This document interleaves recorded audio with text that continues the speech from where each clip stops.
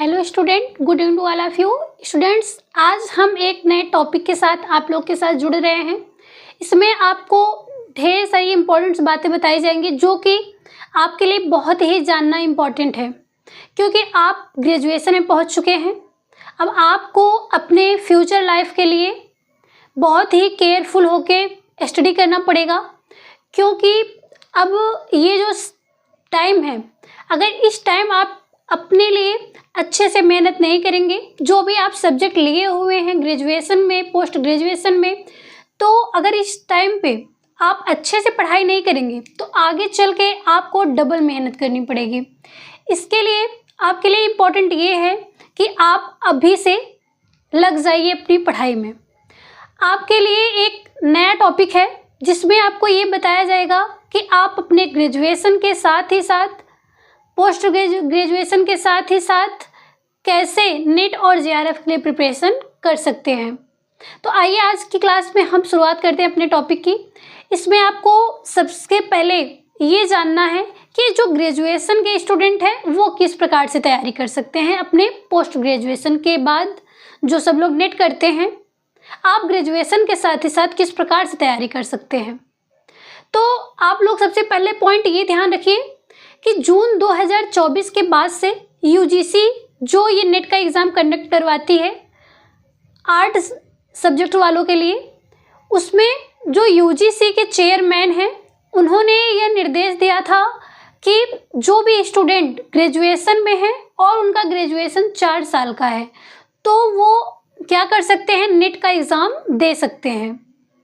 फ़र्क इतना है कि जो नेट जेआरएफ का एग्ज़ाम होता है वो 2 कैटेगरी में होता था। जो पहला था कि नेट, सबसे पहले क्या था, नेट था और क्या था, जेआरएफ। यानी कि जो हाईएस्ट मार्क्स पाते थे अपने अपने सब्जेक्ट में, अलग अलग कट ऑफ जाती थी, उसमें सबसे ऊपर था जेआरएफ, उसके बाद था नेट। लेकिन अब क्या ऐड किया गया था, जून से ही ऐड कर दिया गया था पीएचडी ओनली। यानी कि ऐसे स्टूडेंट जिनका कट ऑफ पीएचडी ओनली के अंतर्गत आता है, ये लोग असिस्टेंट प्रोफेसर के लिए नेट की डिग्री के लिए तो एलिजिबल नहीं है, लेकिन ये लोग पीएचडी में इनरोल हो सकते हैं, पीएचडी में एडमिशन करवा सकते हैं और पीएचडी करके वो नेट के बराबर अपनी एलिजिबिलिटी को कंप्लीट कर सकते हैं और वो असिस्टेंट प्रोफेसर के लिए एलिजिबल हो जाते हैं।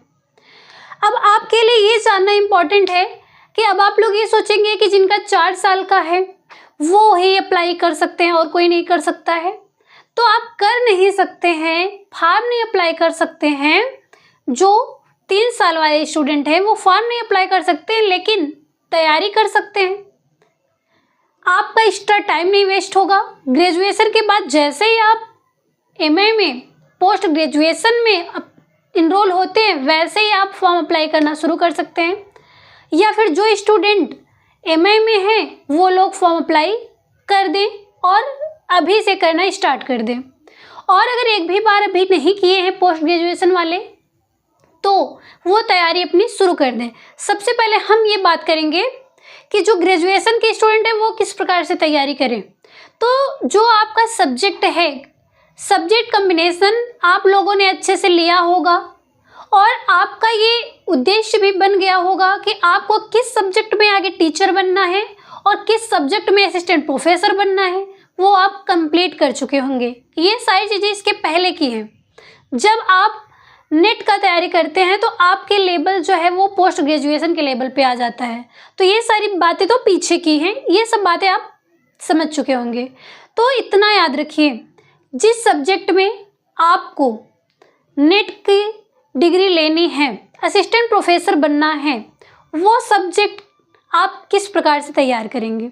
सबसे पहले देखिएगा, यहाँ पे आपको जो है, अगर आप नेट की तैयारी करना चाहते हैं तो आपके लिए ये पता है कि इसमें सिलेबस क्या है और कितने पेपर होते हैं। तो आप ये देखिएगा सबसे पहले कि इसमें 2 पेपर होते हैं, जिसमें से फर्स्ट पेपर जो होता है वो सभी स्टूडेंट के लिए, सभी सब्जेक्ट वालों के लिए कंपलसरी होता है। और ये जो सब्जेक्ट है, ये फर्स्ट वाला जो है, इसमें 50 क्वेश्चंस रहते हैं, जिसमें आपको टीचिंग एप्टीट्यूड, रिसर्च, उसके बाद इन्वायरमेंट है, डेटा इंटरप्रिटेशन है, कम्युनिकेशन है, इस प्रकार से 10 यूनिट को कवर करना पड़ता है, जिसमें आपको पैसेज भी दिया जाता है, आईसीटी भी दिया जाता है।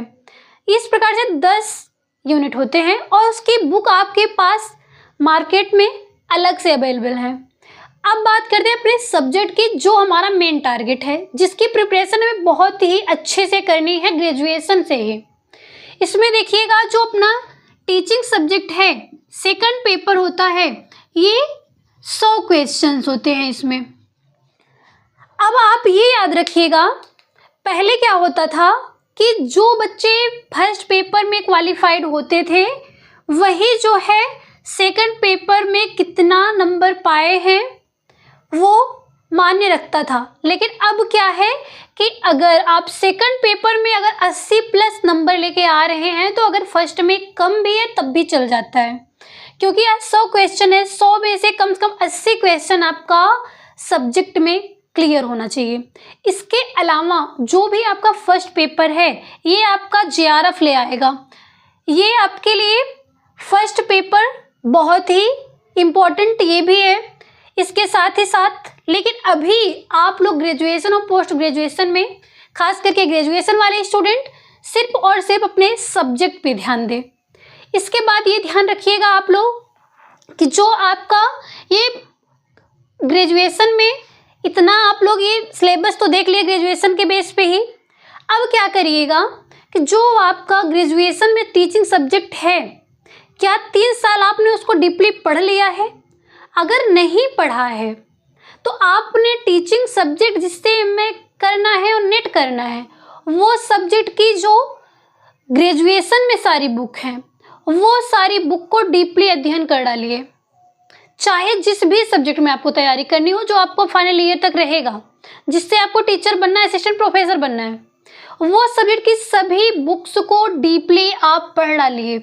इसके बाद जो स्टूडेंट पोस्ट ग्रेजुएशन में है, वो अपने ग्रेजुएशन की और पोस्ट ग्रेजुएशन की सभी बुक को डीपली पढ़ डालें। थियरी पहले कंप्लीट करिए, थियरी हमारी कहाँ है, कहाँ से ली गई है, ये सारी चीज़ें आपको डीपली अध्ययन करना है। और अच्छे राइटर्स की बुक, जिसमें आपको बिल्कुल भी कंफ्यूजन ना हो और आपके आगे की तैयारी के लिए भी सारे क्वेश्चन, सारी थियरियाँ वहाँ से मिलती जुलती आए। ऐसा नहीं कि मार्केट में किसी भी राइटर की बुक आप ले लें, जो ऑथेंटिक बुक है वो लेके आइए। इसके बाद हम बात करेंगे ग्रेजुएशन और पोस्ट ग्रेजुएशन में जो भी सब्जेक्ट था आपने इसको पढ़ लिया। अब मेन बात है कि आपका जो ये सब्जेक्ट आप ग्रेजुएशन पोस्ट ग्रेजुएशन पढ़ रहे हैं, इसके साथ ही साथ आपने 10th और 12th में क्या वो सारी बुकें पढ़ी हैं अच्छे से? अगर नहीं पढ़े हैं तो अभी भी टाइम है, आप लोग अच्छे से उसकी पढ़ाई करना शुरू कर दीजिए।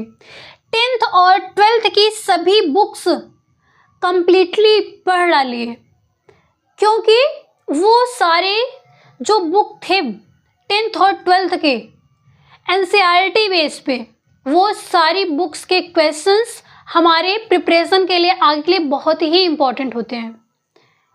अब इन सबको पढ़ने के बाद 10th, 12th, graduation, post graduation में जितना था मैटर हमने पूरा कवर कर लिया मान लीजिए। अब आपके लिए इम्पोर्टेंट ये है कि ये सब तो हमारा डिग्री के साथ ही साथ मिल गया ना, बुक हमने नहीं लिया था तो वो भी लेके पढ़ लिया। लेकिन अब मेन बात ये है कि अगर आपने बुक नहीं लिया, ग्रेजुएशन में नहीं लिया, पोस्ट ग्रेजुएशन में नहीं लिया, लाइब्रेरी से लेके पढ़ लिया, उसको वहीं रख दिया, नोट्स नहीं बनाया, तो सचेत हो जाएंगे आप लोग आगे की तैयारी के लिए। जिसमें ये देखिए, जो सब्जेक्ट आपको असिस्टेंट प्रोफेसर बनना है, उसकी जो मेन बुक है आपके सब्जेक्ट की, वही ले लीजिए। जैसे अगर हम अपने होम साइंस सब्जेक्ट की बात करते हैं, तो उसमें होम साइंस की 5 ब्रांच है और पांचों ब्रांच की जो मेन बुक हैं, वो पांचों बुक हम लेंगे और सभी को डीपली उसकी थियरी को पहले पढ़ डालते हैं। और इसी प्रकार से सभी सब्जेक्ट में है। जो स्टूडेंट जिस भी सब्जेक्ट में नेट जेआरएफ क्वालिफाई करना चाहता है वो सभी अपने सब्जेक्ट के मेन बुक जो है उनको लीजिए और उनका डीपली अध्ययन कर डालिए। 10th 12th graduation post graduation की सारी बुक्स पढ़िए। उसके बाद आप लोग एक बार पढ़ चुके हैं, सब एग्जाम भी दे चुके हैं, क्वालिफाई होके आगे आ गए हैं, या फिर कुछ स्टूडेंट अभी ग्रेजुएशन में हैं, दे रहे हैं एग्जाम, तो ये सारे क्वेश्चन सारी किताबें आपकी प्रिपरेशन के लिए बहुत ही इंपॉर्टेंट होती हैं। अगर आप अभी मौज मस्ती में हैं तो आपके लिए आगे चल के बहुत कठिनाई होगी। पीछे से एक तरफ से पढ़िए, नोट्स बनाइए, डीपली अध्ययन करिए आप पूरी थियरी की। उसके बाद आप अपना खुद का एक नोट्स बनाइए। खुद का जो नोट्स बनाएंगे वो किसके बेस पे बनाएंगे? नेट जेआरएफ का जो प्रिपरेशन करना है उसके बेस पे बनाएंगे। यहाँ पे जो हमने नेट जेआरएफ के लिए सिलेबस लिया था, निकाला था नेट से, वो सिलेबस के अकॉर्डिंग हम क्या करेंगे, एक सीक्वेंस वाइज अपने सब्जेक्ट का नोट्स बनाते चले जाएंगे।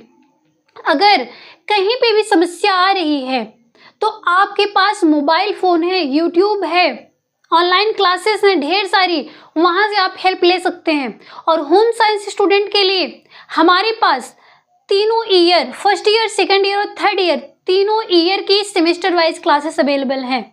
आप यहाँ से पढ़ाई कर सकते हैं। और भी ढेर सारी क्लासेस हैं, आपको इम्पोर्टेंट क्लासेस जो भी इम्पोर्टेंट है सब मिलेंगी, बस आप तैयारी करिए।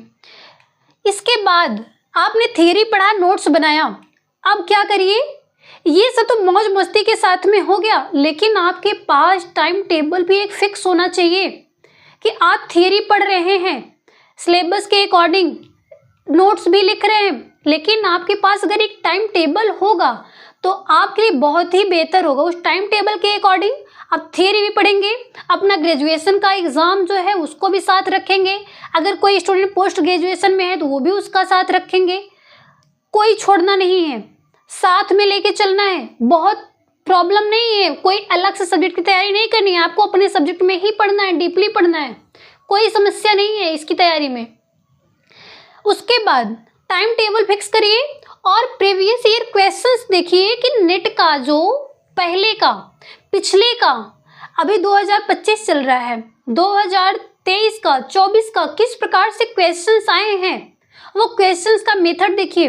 डायरेक्टली क्वेश्चंस नेट में नहीं पूछे जाते हैं कि आपको कोई क्वेश्चन लिख दिया गया और डायरेक्ट उसका आंसर पूछ लिया गया, ऐसा नहीं होता। इसमें असर्शन रीजन के क्वेश्चंस आते हैं, मैच द फॉलोइंग के होते हैं, सीक्वेंस में अरेंज करने के लिए क्वेश्चंस आते हैं। इस प्रकार से आप जब प्रीवियस ईयर क्वेश्चन पेपर देखेंगे, हर सब्जेक्ट की बुक्स क्वेश्चन पेपर मार्केट में अवेलेबल है, आप उसको लीजिए और देखिए किस मेथड से क्वेश्चंस आ रहे हैं।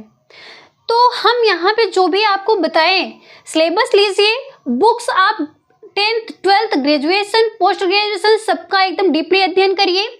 उसके बाद थियरी पढ़ने के बाद आप उसका सिलेबस के वाइज नोट्स बनाइए, टाइम टेबल बनाइए, क्वेश्चन पेपर को सॉल्व कीजिए।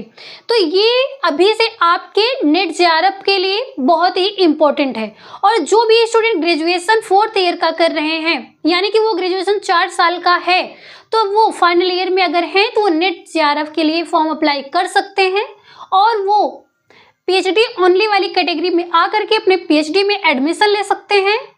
और इसके साथ ही साथ जो पोस्ट ग्रेजुएशन वाले स्टूडेंट हैं, अगर वो फर्स्ट सेमेस्टर में हैं या फिर सेकंड ईयर में हैं, किसी भी सेमेस्टर में हैं, वो अगर नहीं तैयार थे अब तक तो तैयार हो जाइए। अब की बार जो अप्रैल लास्ट में या फिर मई में जो फॉर्म आ रहा है आप उसको फिलअप जरूर करिए। अगर कहीं पर भी समस्या आती है तो आप कमेंट बॉक्स में लिखिए, आपके लिए सल्यूशन दिया जाएगा। तो इस प्रकार से आप अपनी तैयारी को कंटिन्यू रखे रहिए। मिलते हैं आप लोग से हम नेक्स्ट क्लास में नेक्स्ट टॉपिक के साथ, तब तक के लिए धन्यवाद।